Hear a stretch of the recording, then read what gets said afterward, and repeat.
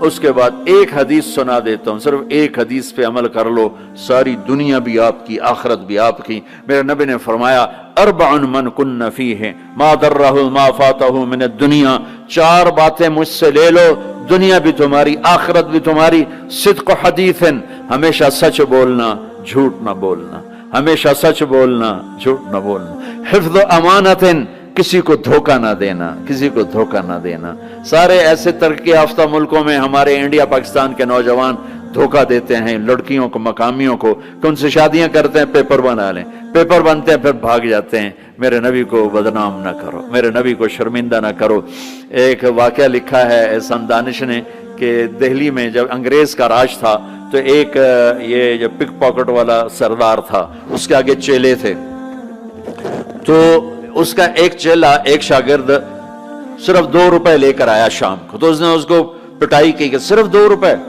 اس نے کہا استاد آج بہت موٹا مال کمایا تھا، آج ایک انگریز کی جیب کاٹی تھی، وہ میں بڑے پیسے تھے، لیکن جب میں 4 قدم چلا تو مجھے خیال آیا کہ قیامت کے دن اگر عیسیٰ علیہ السلام نے میرے نبی کو گلہ دے دیا کہ آپ کے امتی نے میرے امتی کی جیب کاٹی تھی، تو مجھے ان کی وجہ سے، میری وجہ سے میرے نبی کو شرمندہ نہ ہونا پڑے، تو میں نے جا کر اس کو واپس کر دیے اور یہ 2 روپے اپنے دے کھسکا کے لائیں۔ تو وہ اس کا استاد بھی رونے لگا کہ بیٹا یہ 10 روپے تیرا آج کا انعام ہے، تو نے کمال کر دیا۔ تو میرے عزیزو، ایسا کام نہ کرو جس سے تمہارے نبی کو شرمندہ ہونا پڑے۔ یہاں رہتے ہو صحیح طریقے سے پیپر بناؤ، غلط طریقے سے پیپر مت بناؤ، ٹیکس چوری مت کرو، ٹیکس کی چوری کے لیے ہیلے بہانے جھوٹ مت کرو۔ مسلمان سچ بولتا ہے، جھوٹ نہیں بولتا، مسلمان دھوکہ نہیں دیتا، دیانتداری سے کام کرتا ہے۔ 4 ٹکے بچا کر کیا کر لو گے؟ جھوٹ تمہارے چہرے کی لعنت بن جائے گا، قیامت کے دن کی سیاہی بن جائے گا۔ اور میرے نبی نے فرمایا جو دھوکہ دیتا ہے وہ میری امت سے خارج ہو جائے۔ من غش فلیس منا، جو نماز نہیں پڑھتا میری امت سے خارج ہو گیا، یہ نہیں کہا۔ جو روزہ نہیں رکھتا میری امت سے نکل گیا، یہ نہیں کہا۔ جو دھوکہ دیتا ہے میری امت میں سے نکل گیا، میری امت میں سے نہیں ہے۔ تو یہاں رہنا ہے تو سچائی کے ساتھ رہو، دیانتداری کے ساتھ رہو۔ شادیاں کی ہیں تو پھر نبھاؤ، پھر اس سے نبھاؤ، پہ فراڈ نہ کرو۔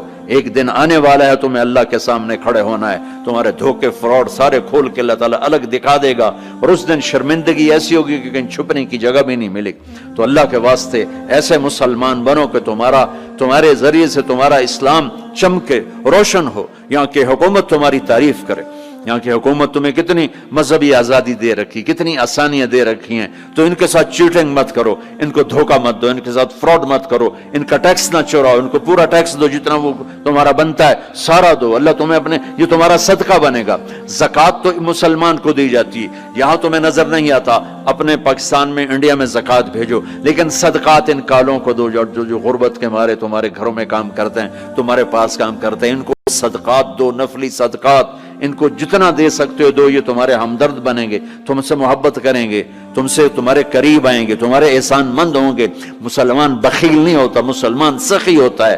تم ایسے جوڑ کے کیا کرو گے؟ قبر میں کتنے لے کے جاؤ گے؟ تو میرے نبی نے فرمایا ایک سچ بولو، ایک دھوکہ نہ دو۔ تیسرا فرمایا اخلاق اچھے کرو، حسن خلیقت، اپنے اخلاق اچھے کرو۔ اور چوتھا فرمایا عفت فی طعمت، رزق حلال کمانا، حرام نہ کمانا۔ یہاں آ کے شراب کی دکان نہ کھول بیٹھنا کہ پیسے زیادہ بنتے ہیں، آگ لگا دو اس کمائی کو جس پہ تمہارا اللہ ناراض ہو اور اللہ کا رسول ناراض ہو۔ تمہارا ایک رینڈ جو حلال کا ہے تمہارے لاکھوں حرام کے رینڈ سے زیادہ اللہ کو محبوب اور پسند ہے، اور اس میں زیادہ برکت ہے۔ حرام کھا کے نہ کوئی سکھ کی نیند سوتا ہے، نہ سو سکتا ہے۔ اللہ کو بھولا کے نہ کسی نے چین پایا ہے، نہ پا سکتا ہے۔ یہ 4 باتیں آپ لے لیں، میں لے لیں، تو ہماری زندگی یہ بھی خوبصورت، وہ بھی خوبصورت۔ سچ بولنا، سچ بولنا، کسی کو دھوکہ نہ دینا، دیانتداری، اخلاق اچھے کرنا، اخلاق اچھے کرنا، رزق حلال کمانا۔ حضرت سعد بن معاذ بیٹھے تھے، ہمارے نبی کی نظر پڑی ان کے ہاتھوں پر، ہاتھ بڑے سخت تھے۔ آپ نے کہا تیرے ہاتھ کیوں سخت ہیں؟ کہا جی بچوں کے لیے روٹی کماتا ہوں تو ہاتھ سخت ہو گئے، تو آپ نے ان کے ہاتھوں کو پکڑ کے بوسہ لیا ایسے اور فرمایا بچوں کو حلال کھلاتے جو ہاتھ ایسا ہو جاتا ہے اس پہ جہنم کی آگ حرام ہو جاتی۔ ہماری تو کمائی، آپ کی کمائیوں میں سچ اور دیانتداری ہو تو اللہ کی قسم 24 گھنٹے نماز لکھی جائے گی، پانچ نمازیں نہیں لکھی جائیں گی، 24 گھنٹے کے سجدے لکھے جائیں گے۔ کام میں، جاب میں، شاپ میں، کاروبار میں، اپنی ملازمت میں اگر آپ سچائی اور دیانتداری والے ہو تو آپ کا ہر لمحہ خوبصورت ہے اور نماز اور بندگی ہے۔ اپنی فیملیز کے ساتھ رہتے ہو، ماں باپ ہیں ان کی دعا لے لو، ان کی دعا لے لو، بیویاں ساتھ ہیں ان کو عزت دو، احترام دو، گھر والوں کو حسن سلوک سے رکھنا یہ بہت بڑا ایمان ہے۔ میرے نبی نے فرمایا سب سے اعلیٰ درجے کا مسلمان وہ جو بیوی کے ساتھ اچھا سلوک کرتا، پھر آپ نے کہا میں اپنی بیویوں کے ساتھ سب سے اچھا سلوک کرتا ہوں۔ تو وہ ایک نوجوان میرے پاس آیا، کہنے لگا جی بیوی سے جھگڑا بہت ہوتا ہے تو مجھے کوئی تعویذ دے دو۔ میں نے کہا بیویوں پہ تعویذ چلتے ہی کوئی نہیں۔ کہنے لگا کیا کروں؟ میں نے کہا ایک طریقہ بتاتا ہوں۔ کہنے کے بتائیں۔ میں نے کہا ہر دفعہ جب کھانے پہ بیٹھو 2-3 لقمے اپنے ہاتھ سے کھلا دیا کرو۔ کہنے لگا اس سے کیا ہوگا؟ میں نے کہا یہ تو تم بعد میں دیکھو گے کیا ہوگا، تم کرو تو صحیح۔ کوئی 2 ہفتے گزرے، میری اس کی اچھی دوستی تھی، اللہ اس کی بخشش فرمائے، تو فوت ہو گیا۔ میں نے پوچھا، اس کا فون آ گیا نا، تو میں نے پوچھا وہ میری بات پہ عمل کیا؟ کہنے لگا نہیں۔ میں نے کہا کیوں؟ کہنے لگا شرم آتی۔ میں نے کہا لڑتے ہوئے شرم نہیں آتی؟ بولا عورت بھی کوئی ذات ہے جس سے لڑا جائے، وہ غصے میں بھی آئے تو کمزور ہے، کمزور سے درگزر کرنا ہی انسانیت ہے۔ میرے نبی نے فرمایا شریف آدمی بیوی سے دب کے چلتا ہے اور کمینہ آدمی بیوی کو دبا کے چلتا ہے، تو میں کمینہ بن کے نہیں رہنا چاہتا، میں شریف بن کے رہنا چاہتا ہوں۔ یغلبہن اللئیم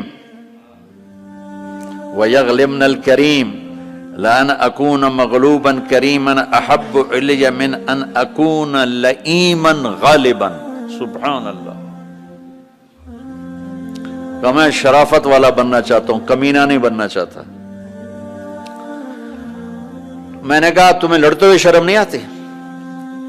گاما پہلوان پنجاب والوں نے سنا ہوگا، بہت بڑا رستم تھا، وہ پارٹیشن کے بعد پاکستان آ گیا لاہور، تو سبزی لے رہا تھا تو پاؤ تاؤ پہ کوئی ہو گیا جھگڑا، تو وہ دکاندار کے پاس گلاس، اس نے گلاس اٹھا کے مارا گامے کو، اس کے یہاں لگا، خون نکل آیا۔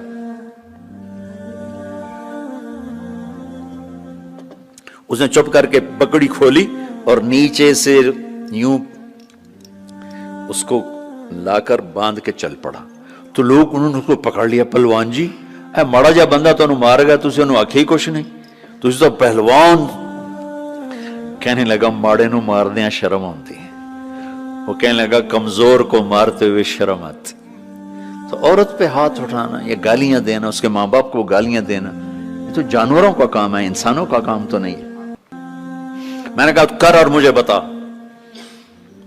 کوئی 2 گھنٹے بعد اس کا فون آیا کہ مولانا صاحب کمال ہو گیا۔ میں کیا ہوا؟ کہ میں نے اس کے منہ میں لقمہ ڈالا، منہ تھے کھلے رہ گئے، منہ کھلے رہ گیا۔